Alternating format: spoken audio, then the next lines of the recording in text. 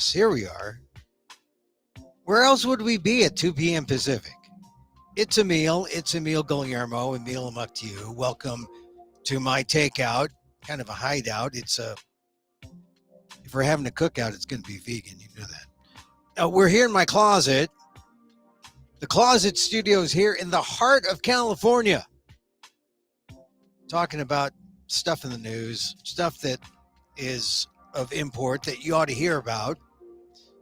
It's Emil Amok's Takeout, my takes on all things considerable. Thank you for being here. Hey, I bet you didn't hear that a third dog died in the Iditarod.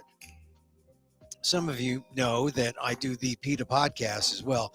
I mean, this secret podcast, it's called Emil Amok's Takeout for, because it's my takes on all things considerable. It is, let's see, what is it? No, that's not right. I put something wrong up there. I can't put that up there. I talk about Asian Americans because the subtext of the show is, what does an Asian American think? Because they never ask. So I volunteer. And so here's the thing. There's a lot of stuff in the news, and you can get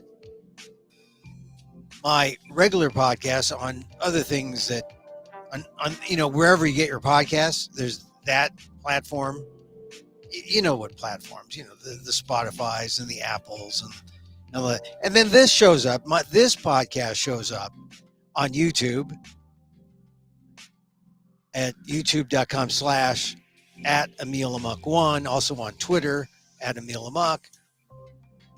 And we put it on just so that, if you really want it, you can find it. And then it piles up there. But the regular podcasts, I do an Emil Amok's Takeout every now and then. But I do on a regular basis the PETA podcast. And a third dog has died at the Iditarod. And a lot of people know this. They know the Iditarod is the classic, Alaskan wilderness dog sled race. And if you have, a part of, Alaskan culture in your heart and soul, usually, you'll have a warm spot in your heart for the Iditarod, except when you consider how cruel it is to the animals. And then when you start seeing that, you say, wow, this is a 1,000-mile sled dog race, and the dogs are dying. Well, maybe not immediately. I mean, there hasn't been a death in 5 years. And then just this week, the Iditarod concluded yesterday, 3 dogs have died since Sunday. Three dogs. And, they're husky mixes because, hybrid vigor. But 3 dogs have died for the first time since in 5 years. So that would be 2019. It's a serious thing. Go to the PETA podcast. I talked to the person who's heading the campaign. She talks about the deaths. She talks about why the race is hideous, why it's cruel. Check it out. The PETA podcast. I'm the host. It's the PETA podcast with Emil Guillermo, the official PETA podcast. You don't have to be vegan to listen, but you may want to be afterwards. All right. So that's an important podcast because three dogs died as of yesterday. And who knows how many more will die because they'll go back to their kennels. They'll be mistreated. It'll be cold. They'll come down with something. Who knows how many get injured for life after they try to recover from a 1,000-mile dog sled race. The Iditarod is about ready to fall over now. Now that there have been 3 deaths, I think the sponsors will have to say, oh my God, 3 deaths? I mean, the human athletes lived, but 3 dogs, the real athletes, died. I mean, the guy, the musher, who is, driving the thing, he's an athlete. I don't want to take anything away from him. It was won this time by a a guy who's won 5 times before, so 6-time winner, Dallas Seavey, who is he's not exactly a good guy. He actually was on the race. This is one of the first races where they actually had to shoot a moose because a moose got entangled with some dogs, and the musher, Dallas Seavey, who was the eventual winner, had to shoot a moose, if you can imagine that. Anyway, catch it on the PETA podcast. You can go to Emil 1 on YouTube. It's all there. You'll see it there on my channel and also wherever you podcast. Okay. All right. So we want to talk about that.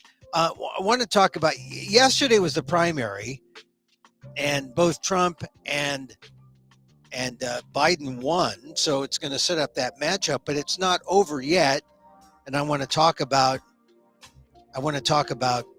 why I think it's not quite over yet, even if you're a Democrat, because there's someone you ought to listen to. I want to talk also about more on the Bob Hur thing. I was thinking about what I said yesterday, and I have more to say about Bob Hur.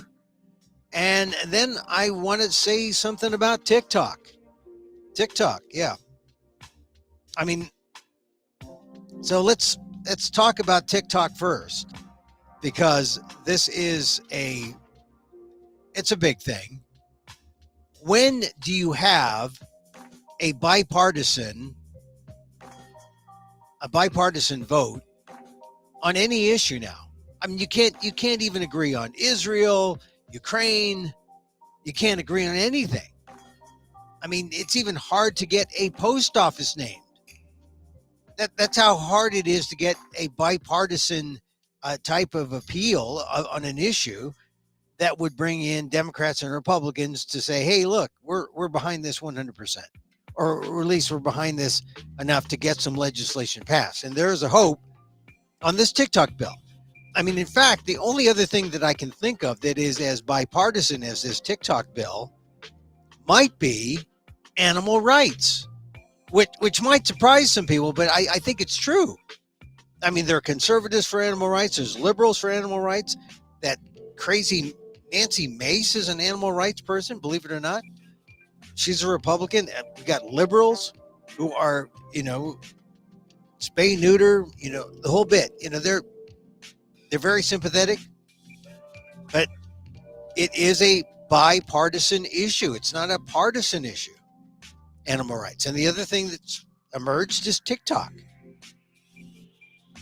because everyone has a bone to pick with TikTok. Now, I don't know where you stand on TikTok, but I think you need to know exactly what's at stake. And the person who is the head of the Congressional Asian Pacific American Caucus is Judy Chu, and she put out a statement today. And she made clear that people understand her votes because she's Chinese American, Asian American. And there are people in the Asian American community, well, actually throughout all of the United States. They're for TikTok. They want to see TikTok thrive because they're making a living on TikTok. They see it as free expression. It's a medium. I get it. But this is the moderating view. This is the view that brings the left and the right together on TikTok. And this comes from Representative Judy Chu. And it explains her vote. And the release says Representative Chu votes to require ByteDance to sell TikTok. Now notice what the headline is. It's not Congress votes to ban TikTok. It's not Congress votes to censor TikTok. It's not Congress votes to hurt people who use TikTok. No, we're not there yet. Could be. We're right at the beginning there at the key point where Congress is requiring ByteDance, the company that owns TikTok, to sell TikTok. Why? Because there are provisions in the contract, between TikTok and ByteDance. It says when ByteDance asks for information from TikTok, and the people who are really asking for the information is the Chinese Communist Party, That's a national security threat to the United States. But there are obligations on the part of TikTok and ByteDance to live up to that agreement. It's not really much of an agreement. This is the way we do business in China. And that's really what's at play here. Congress is saying, well, we can't have that. ByteDance, if they sell TikTok, then if the Chinese Communist Party wants information, ByteDance can say, hey, we don't know TikTok anymore. TikTok's an American company. And then all is safe and all is secure, at least until you get hacked. But that's what HR 7521, the Protecting Americans from Foreign Adversary Controlled Applications Act, the FACAA. FACA. That's what it is. It's the FACAA. FACA. FACA. FACA. The Foreign Adversary Controlled Application. Actually, the complete name would be Protecting Americans from Foreign Adversary Controlled Application Act. The PAFACAA. Well, that doesn't spell anything. But that's what it is. Protecting Americans from Foreign Adversary Controlled Applications Act. So TikTok is the application. Judy Chu is saying this is why I'm voting to require ByteDance to sell TikTok. Not to take away your right to sell t-shirts and tchotchkes and anything like that. Talk to your friends. Talk smack on your phones. Here's what Judy Chu said. She's California, District 28, over there by the foothills, San Gabriel Mountains, around there.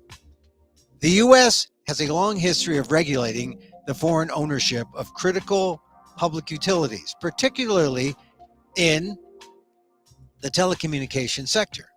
That is because our government has long recognized the potential for misuse, propaganda, censorship, and election interference. That's a key thing, election interference. When foreign adversaries control the content that Americans see and hear on their televisions and radios. This bill follows that precedent by extending this same principle to the internet-based technologies that are the predominant methods by which millions of Americans get their news and entertainment today, which is true. I mean, it gets to the point now where my smart TV is so slow, it's easier to watch television on my smartphone. I don't know why. It's the way I have it configured, memory, whatever. It's easier to watch it by phone, and I just skip the television, and it's phone apps are all in one. Everything's an app now. You can go on the web, but you go on the app, and it's faster. That's the way Americans get their news and entertainment. And unlike with older forms of telecommunications technology, the operators of apps like TikTok also collect and use enormous amounts of personal data from their users, as well as the power to influence their algorithms. There's that algorithm. Oh, I hate that. Algorithms they see through you. They know when the search pricing, your personal search pricing, they know when it hits. Oh, Emil's looking at another shirt, or Emil's looking at another jacket, or Emil's looking at another pair of shoes. Oh, and then here come the shoes. Here come the t-shirts. I'm telling you, this is the world we live in, and we got to protect ourselves because that is an abuse of our privacy. So you say, oh, come on, Emil, like TikTok. What the, just TikTok. It's just the algorithm. It's just the thing you use. It's just the thing that knows you more than you. It's dangerous. And then not only that, it controls the news, at least those in a certain age. The 12 to 18s, everything I got on regular apps or on television or in the New York Times, I can get on TikTok. I can get the sound bites. I can get everything on TikTok. So, all right. So I'm choosing American media on TikTok. Where does the undue influence on elections come? Well, you see ads, you see things pop up, you see things that influence you, that catch your eye, or in an ADHD world, this is what happens. This influence can impact, the highs in your life and the lows in your life. The elections and simple decisions like, do I want to buy that thing that's orange or blue? Or do I want to buy the thing that, this fits snug and this fits loose? So what do I want? I mean, there's no privacy. They know you. They know what you want. They know your size. They know everything. And so look at something really important like an election. What can they tell you to get you off a candidate? I mean, that's the thing that's worrisome, election interference. So here's Chu again. That is why I voted yes on this legislation, which would not ban TikTok. She's clear to say we're not banning TikTok, but rather require ByteDance, the parent company of TikTok, to sell it to an American company or another headquartered in a non-adversarial country. As long as that process occurs, Americans can continue to use the application with no interruption in service. I acknowledge and share some concerns raised by my colleagues about the impact of this bill on free expression. I mean, I could see it too, but look, you got Facebook, you got YouTube, you can even go on Twitter, except, unless your name is Don Lemon. So, Chu says, but after consideration, I chose to vote yes because I believe this bill will preserve Americans' ability to use the service while protecting our data and national security. That is also why President Biden has stated he supports this legislation and would sign it into law. So, this is a California politician, Asian American, speaking to her constituents, primarily Asian Americans in Southern California, saying, look, if you rely on TikTok, if you use TikTok, I'm not banning it, I'm protecting you. And she is credible. I mean, it's true. This is why it's a bipartisan bill. But if you look to see who is now switching and who may impact the bipartisanship of this bill, former President Donald Trump has flip-flopped on this. Originally, he was against it because, he doesn't like China. He likes the autocrats, but he'd rather pimp his own Truth Social. But he has gone from being against or being for this bill to being against it. And I think primarily because people have come to him with money to back his campaign. And then also he sees that, maybe young people who are pro TikTok people will like me, even though they have no reason whatsoever to like me. The politics of TikTok. I mean, it's really astounding that the election could be decided based on which app you use for social media. Facebook, too old. X, too musky. TikTok, playing dangerously. Chinese. But freedom of Americans, free speech rights. No. I mean, I think it's really dangerous. I mean, I have not gone on TikTok. They have my information. I mean, because I signed up for a long time ago. Didn't realize it. Or I did, but I threw caution to the wind and said, it's not that important. But it is important. I've seen the hearings. I followed Choose Logic, and I do believe that if I give it any more, TikTok will know. Maybe things they shouldn't. And if I go to TikTok to use it for something, they'll address things with algorithms that'll make me see something, or they'll give me information that I'll stop and say, wait, look what I saw on TikTok. We know already people ages 12 to 24, primarily, they're getting their news from TikTok. It's depressing as hell. But I went on TikTok to get some of my my soundbite or some of the sound bites for stuff I was writing about, and there they were. I mean, they appeal to all demographics, and you've seen the ads for TikTok. They're out there lobbying hard. They're trying to get. Well, they couldn't stop the House, but they're going to try to get the Senate to stop this bill. I think better than getting the Senate to stop this bill, ByteDance should just bite the bullet and say, yeah, we're a Chinese company because China can tell us to do anything and we will. They say jump, we'll just say how high, right? That's why the bill is a good one. And as Chu says, it doesn't ban TikTok. It just says these are the conditions by which TikTok is safe for Americans. Because until that issue is resolved, Americans are playing with fire. Americans are playing with fire. And something's got to be right when enough Republicans and Democrats in the House are together on this because they see common ground. Because that, I think it's worthy of support. All right, I'm going to talk about Marianne Williamson in a second, but I also want to talk about what I talked about yesterday, the Robert Hur hearings. I mean, I went over what I talked about and said. I stand by everything I said. There was Jamie Raskin just pointing out how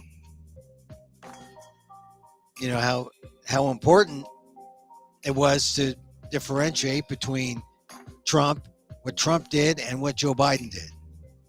There's no comparison, right? And then to bring back aspects of the State of the Union address and address it with, just seeing what Hur's report really did in terms of showing us what Biden did and what Trump did. Doesn't compare. Trump is criminal, Biden is not. And that was the case with Ted Lieu. He just led her down the path, the prosecutor's path, and the answers were resoundingly, just pro-Biden. I mean, what else, right? It just helps you to see the truth when the prosecutors are skillful like Lieu and like speakers like Raskin when it was their turn to question Robert Hur, the special prosecutor. But there were two things I wanted to get to. I didn't have time yesterday. And that was Adam Schiff's grilling of her and Swalwell's.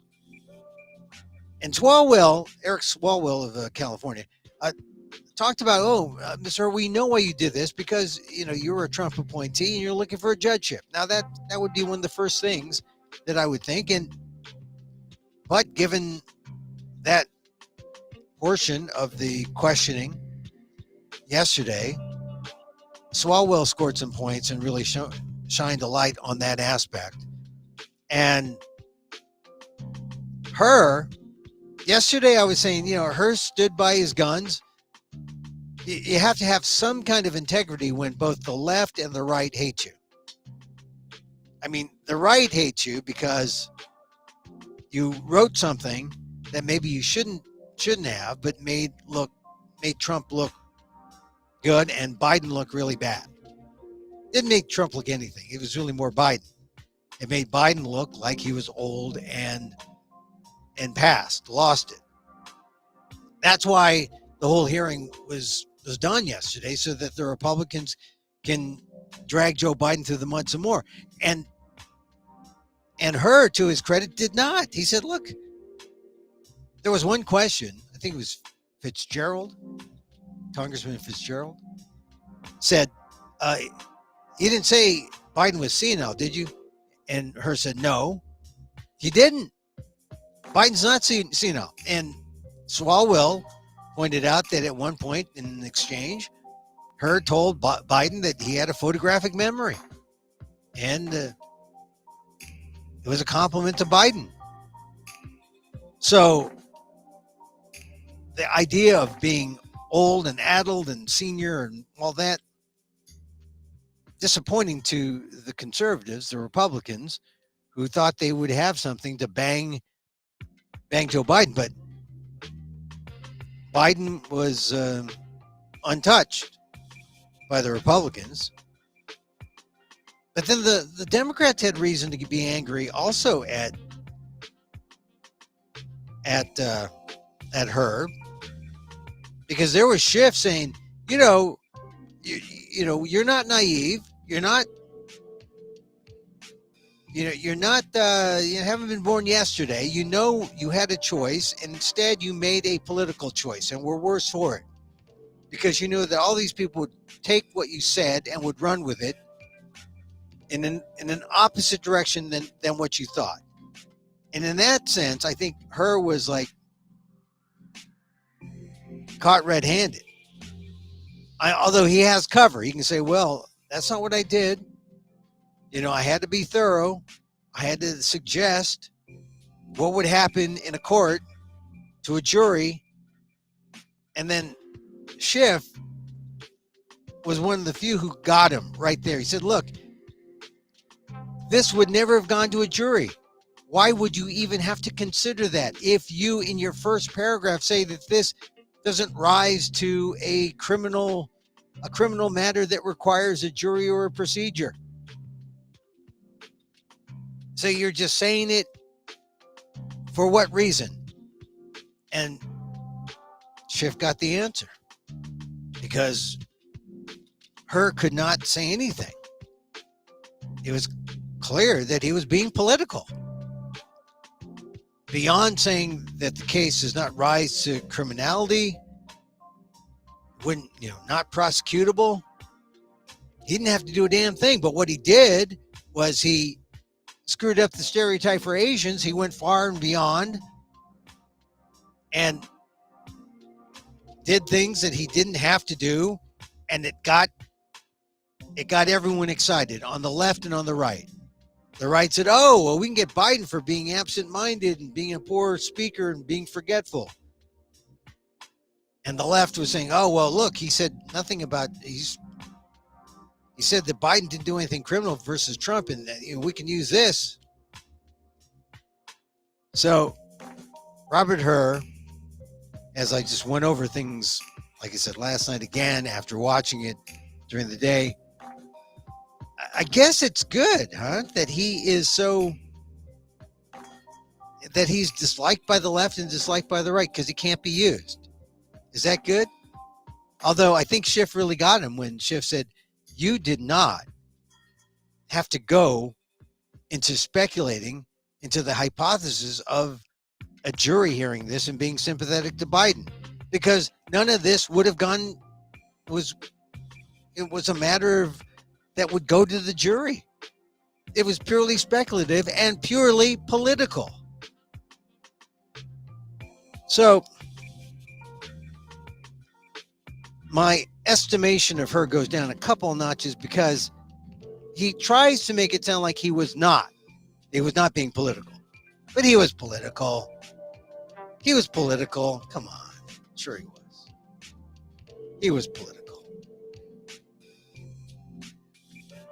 And I'm going to the New York City Fringe, and I'm going to throw out my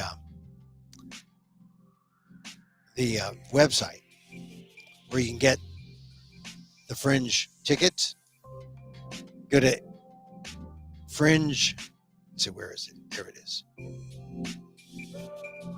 And tickets are reasonable for New York. Oh, that's the Rogue. That's the wrong one. Where's the New York City Fringe? Oh, here it is. Emil, Amok, Lost NPR host, wily Filipino, vegan trans dad, Lost NPR host, vegan trans dad. And it runs April 5th, 8th, 13th, 19th, and 21, all different times. Sometimes they're at 8, sometimes at 5 o'clock. There's a matinee in there. Check it out. Go to the website, buy your tickets, buy some tickets for friends. 59-minute show. Hey, come say hi to me at Under St. Mark's Theater. It's like the history of the Filipinos through Emil's lens. Go to frigid, frigid.nyc/event/6897/ looks like T. Oh, no. 6897:625/. I wish there was something better. I mean, if you're watching this on YouTube, you can just go to Frigid New York and go to under festivals, click on New York City Fringe, and then you'll find it there. All right. Emil, Amok. 2 words, coming to Under St. Mark's Theater in Manhattan on April. We open April 5th, a Friday. That's a 9:30 show. And then April 8th, I think, is in the evening. April 13th is a matinee, 5 o'clock matinee. But be precise, click a date, and you'll find it. Oh yeah, 5/20 is that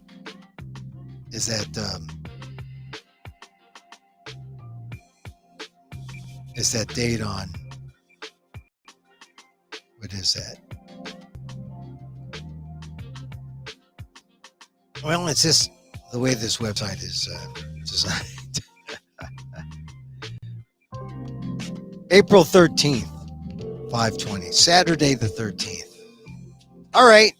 One more thing I want to talk about, and that is yesterday, President Biden wrapped up the nomination. So did Trump in Georgia, but there was another candidate running for the Democratic nomination, and I think you ought to know about it. You know, I talked about Marianne Williamson. I like Marianne Williamson. I've read her books. I like her spiritual. Are they teachings? She's more of a meditative speaker. She's a wise lady. She leads with love. She's a good person. I would trust her in a role like president, despite the fact that she has not the experience that some others have. Although look at all the third-party people running, and they have virtually no experience. Cornel West, nice guy, but I mean, I was in a class where he was a TA. President Bobby Kennedy Jr. I mean,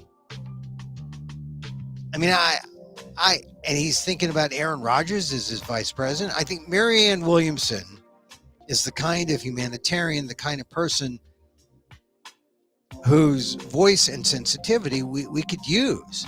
Now, she sent an email. She got 8,000 votes yesterday, which I think is really quite something to get 8,000 votes.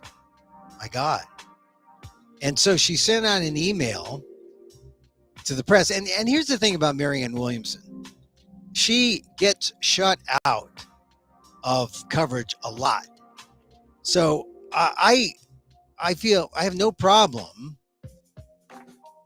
playing something that she sent out this morning, telling people about what her plans are. And I think you ought to hear them, because I think she's a serious, regardless of what people say, she's a serious person who's running for president. She got 8,000 votes in Georgia. And instead of a concession, this is what she sent out to people who follow her and who are curious about what she has to say. Okay, here it is. My computer is slow. Oh, I'm getting it. I'm getting the circle of death. Well, with his win in Georgia tonight, the president has won the Democratic nomination for the presidency. I congratulate him, but I'm not doing the performative, now let's endorse the president and let's go beat Donald Trump in 2024. I won't do it. I know too much, and I've seen too much. I'm going to continue. I will be on the road. I'm on my way to Chicago. I'm on my way to Louisiana. I'm on my way to Arizona. I'm on my way to New York. Because the things that this any clue what's really going on in this country, we are at such risk of losing. Let me fix that again. Are the things that will actually defeat Donald Trump in 2020. Let's go back. On my way to Louisiana. I'm on my way to Arizona. I'm on my way to New York. Because the things that this campaign has been talking about and that I will continue to talk about are the things that will actually defeat Donald Trump in 2024. The Democratic establishment doesn't seem to have any clue what's really going on in this country. We are at such risk of losing to Donald Trump in 2024, not because of people voting for Trump, but because of people staying home, people voting for Bobby Kennedy, people voting for Cornel West, people voting for Jill Stein, because people have had it. See, here's the thing. People had Bernie Sanders the last time, and Bernie Sanders might have won, or maybe not the last time, but when Bernie Sanders was a viable candidate. But you don't see Sanders now. You don't see anyone pushing Joe Biden to be more Joe than Joe can be.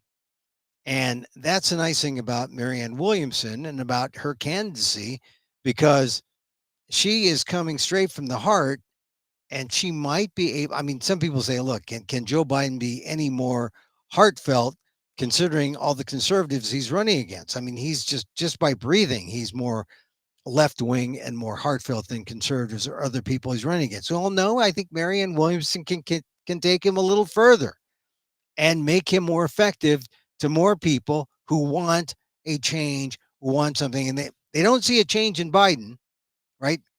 If maybe some of these ideas crept into the platform, people say, oh, well, Biden's not, he's not some traditionalist, or he is, but he's promises more. That's what a Marianne Williamson candidacy promises. People in the United States do not have health care. People in the United States do not have tuition-free college and tech school, both of which a majority of Republicans as well as Democrats want, and which are afforded to the citizens of every other advanced democracy. People in this country need child care, subsidized child care, and paid family leave universally, not just talking about it. The people of this country want to ramp down, not ramp up fossil fuel extraction. People in this country want guaranteed sick pay, guaranteed living wage. People in this country want to repudiate the forever war machine. People in this country want to face what's really going on in this country. My campaign has always addressed the ubiquitous despair of so many people in this country. And that is why the political media industrial complex peripheralized, invisibilized, and erased my candidacy. This is the thing. You never heard anything about Marianne Williamson. Maybe a line, maybe a paragraph. Last night, you had to see her name on the ballot because she was the only other Democrat who scored. I think she was the only. She got 8,000 votes. I mean, Biden won as they say, the lion's share, and he is the presumed nominee of the Democrats. But as you'll hear from Marianne Williamson, she's not giving up because she is a voice out there. And compared to the other third-party candidates out there who you might vote in protest for, a vote for Marianne Williamson would not hurt Joe Biden, would not hurt the Democrats. It may help them if they hear where Marianne Williamson is coming from. Well, I know I'm supposed to be a really nice girl now and say, well, it was just great to be part of this and thank you so much. No.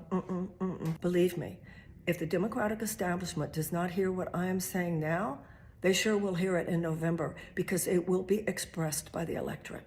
So I'm continuing, and I hope that you will show up to vote for me. Because remember still, if I can get enough votes to get delegates and to get at the convention, then we can wield influence.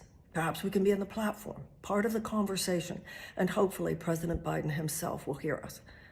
Somebody over in the Biden administration is listening to me because I hear so many of my lines, even in the State of the Union. So we need to offer the American people Medicare for all. Got that, guys? We need to offer the American people tuition-free college and tech school.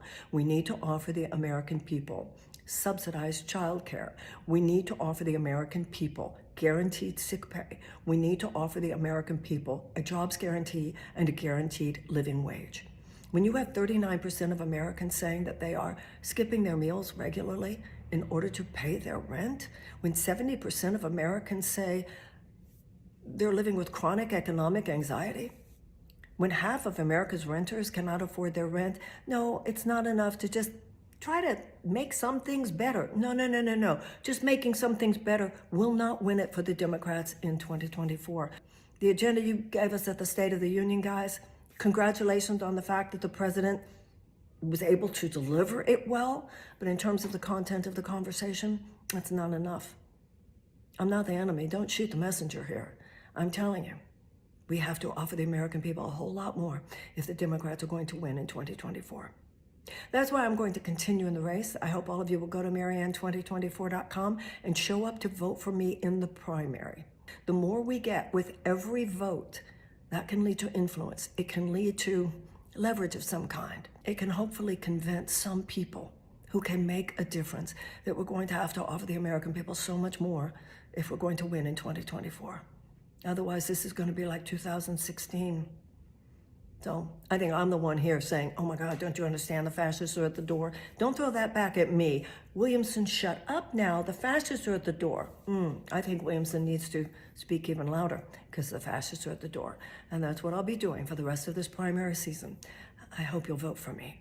The president has the nomination, but we have the truth in our hearts on a level that is not currently being addressed by the Democratic establishment. Let's make some noise. We're the ones making the good trouble. We're the ones speaking the deeper truth of the heart, speaking to the yearning and also speaking to the suffering of so many millions of Americans. This is not the time to stop. Thanks so much. And there's Marianne Williamson. I'm telling you, I have, I've known about Marianne Williamson for some time. Wait, hold on a second. What happened?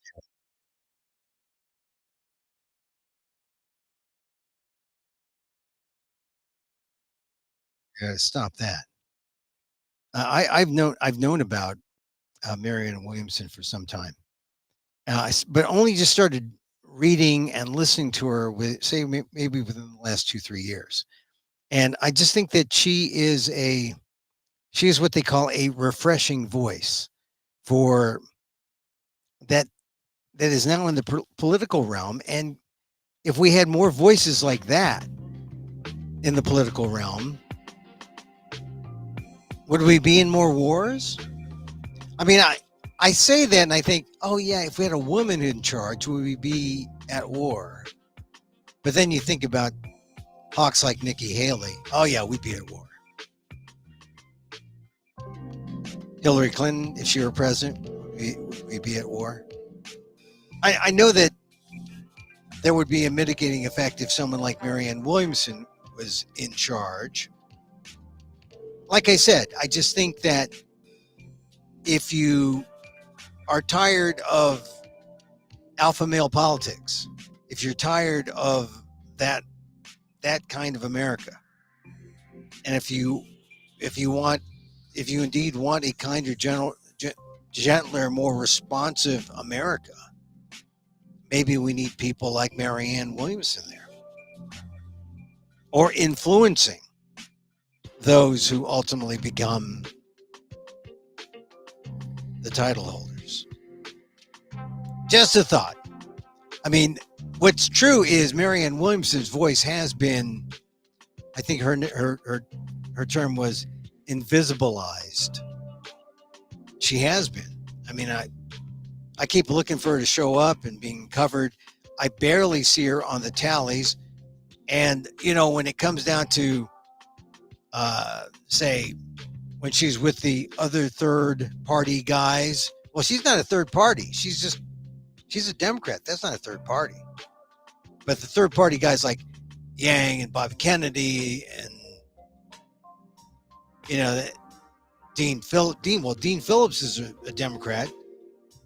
But there was an example of a bit of bullying early in the primary season when Dean Phillips went to Andrew Yang and they pretty much said, thanks, Marianne, you can go back to your spiritual books now. Your job is done. And to her credit, she's kept on because she knows knows the importance of continuing to speak out. So let's see what happens. On to the next primary. Maybe there is a strategy there that's worthwhile, that might push the party in a better direction and might help keep those people who are just upset with the way things have always been, and they see some new voices, new ideas, and they say, yeah, I think I want to give the Democrats another shot. Maybe that's the case. I don't know. All right. That's it for me. We're here every Monday through Friday, 2 p.m. Pacific Live. Catch us on Facebook, fb.com/EmilGuillermo.media. Also on YouTube at Emil Amok 1. Twitter, X. Man, that was a surprise seeing what happened to Don Lemon. All he had to do was interview Elon Musk and see that, well, if you're going to work for Elon Musk, well, you want his money, you better do what he asks. You better sound like Elon Musk Jr., because if you feel like you're going to be independent, well, you got nothing coming. And in fact, after Don Lemon did an interview with Elon Musk, must not have liked being roughed up a bit by a journalist. I mean, Don Lemon is not exactly, hard-nosed journalism, but he'll ask tough questions. And if someone like Don Lemon asks a question and upsets Elon Musk, and Elon Musk says, that's it, I'm not supporting you. You can be on the platform, but I'm not going to give any money for content. Then, a little something about Don Lemon, but you know a whole lot more about Elon Musk. You don't want to work for him. And so good for Don Lemon, he found out. And I wish him well. He can continue to put stuff on X, but he won't get paid the lavish money that he was promised. And according to reports, Lemon says, well, we'll just have to sue him. So, I mean, this is what happens. You think you have an ideal situation. You're going to go on Twitter. Not necessarily ideal, but there are people there. Like it or not, there are people there, and you can have some influence. But apparently, if you want Musk's money, you gotta walk in lockstep with the Musk man. And so, really, kudos to Don Lemon. Kudos to Don Lemon. All right, so we like to close with a little meditation, a basic loving kindness. You know how loving kindness goes. We just say, hey, show love to others. It comes back to you. The world's a better place. Meditation has really helped me. It's helped me appreciate everything that comes my way, good or bad. I'm happy. I'm happy with it all. I'll deal with it all in the now, but I'm not going to be anxious about it when it doesn't happen, or for something that is in the future yet. I'm not going to be anxious about, or I'm not going to be upset about anything in the past. Everything that happens is okay right now. It's okay right now. We're breathing, for goodness sakes. It's okay. That's the kind of attitude we need to deal with all the stuff that we might be facing. And I think that's the right one. We can handle it. We'll handle it.